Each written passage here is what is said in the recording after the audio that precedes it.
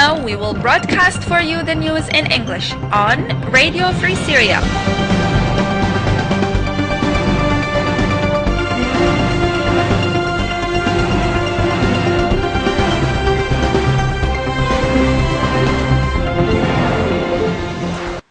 Welcome to our news hour in English. I am وموقعنا and I will be with you during this news hour from Radio Free Syria. And we will start first of all with the general news. According to Reuters, the refugee total hits 1.3 million and more than 3.6 million uprooted within Syria. According to the Geneva on April the 5th, and according also to Reuters, the United Nations gave its starkest warning yet on Friday that it would soon run out of cash to cope with the fast influx of Syrian refugees into Jordan and other neighboring countries. The needs are rising exponentially, and we are broke. Marixi Mercado, spokesman for the UN Children Fund UNICEF, told a UN news conference in Geneva. The number of people fleeing the world's worst refugee crisis has repeatedly outrun the UN's expectations. The 1.3 million refugees, three-quarters of them women and children, is 10% higher than had been expected by June. With more than 3.6 million people internally displaced within Syria and no end to the two-year conflict inside, there is every chance that the exodus could keep growing.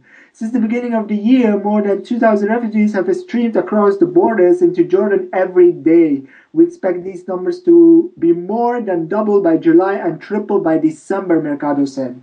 By the end of 2013, we estimate there will be 1.2 million people Syrian refugees in Jordan, equivalent to about one-fifth of Jordan's population. The impact of funding drying up would include a halt in 3.5 million liters of daily water deliveries to Jordan's Zaatari camp, which houses more than 100,000 refugees. Most of them are children and women. Almost 11,000 Syrians have arrived in Zaatari in the past week, with the International Organization for Migration said. UN officials said the funding shortage was affecting the whole region, not just Jordan, and all humanitarian agencies.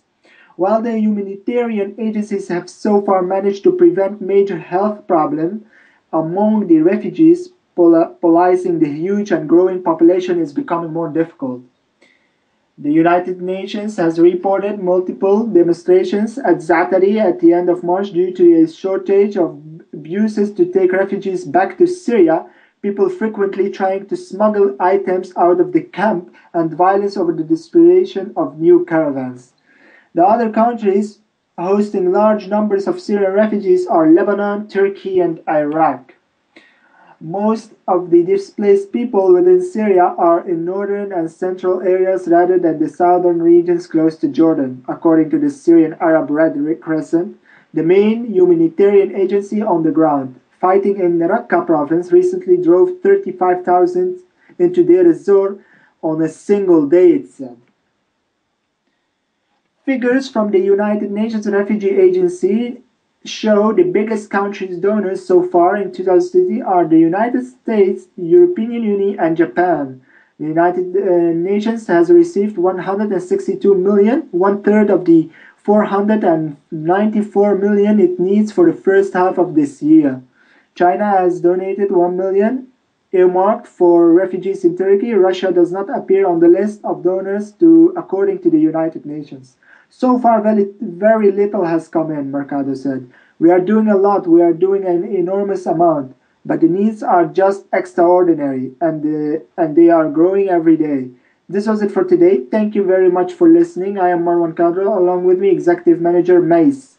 Please follow us on freesyriaradio.webs.com. You can also reach us through Skype on Syrian342. See you tomorrow. Bye-bye.